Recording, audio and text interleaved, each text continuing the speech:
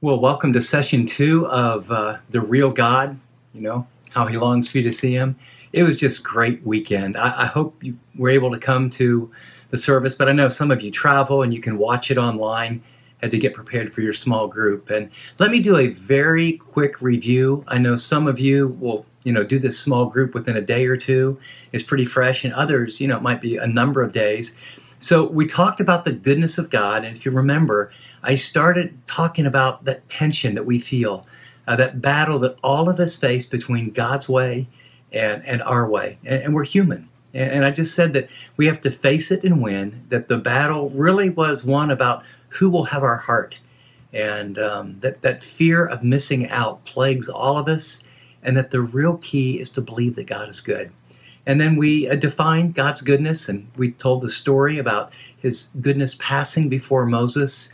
There was a couple quotes by J.I. Packer and A.W. Tozer, my favorite there, that just really, if God is like that, what a difference, what an easy person to trust. And then, as I mentioned, the core passage for me has been Psalm 84:11.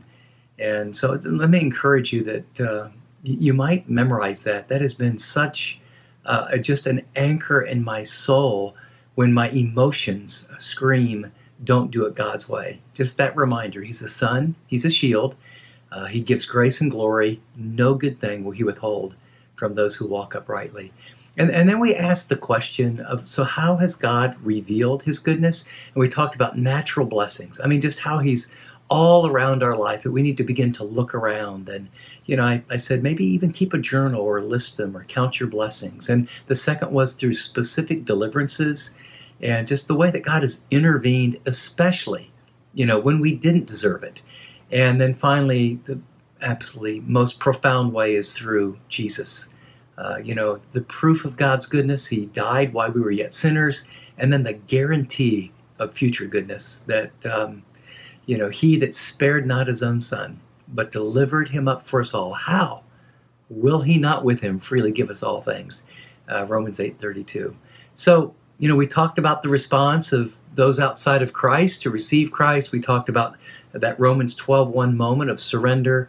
And then we talked about just claiming that promise that you'll never miss the best if you do life God's way because he's good. So hopefully that's a very, very quick review that kind of gets you all started. Now, first question I would like you to talk about together is this.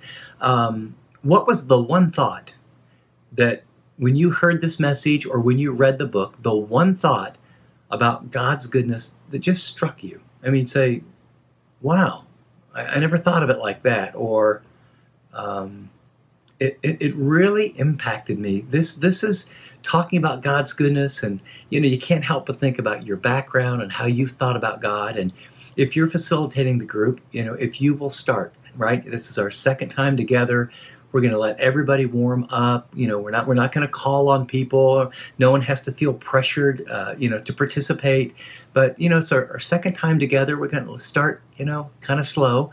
But what I'd like you to do, if you're facilitating, why don't you start and say, as I was reading the book, page 11 or whatever page, or when I listened to the message, God spoke to me.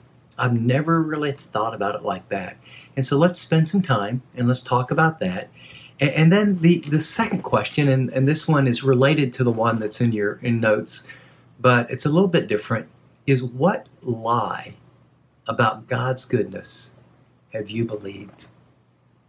Now, this will be a little more tender, and, there's no order, and we don't go around in a circle, but and if nothing comes to your mind, it's okay. You can say, pass, let me think about that. But most of us have believed a lie, and so we fear missing out. And it's a lie about God's goodness, and this will kind of take us, to the next level.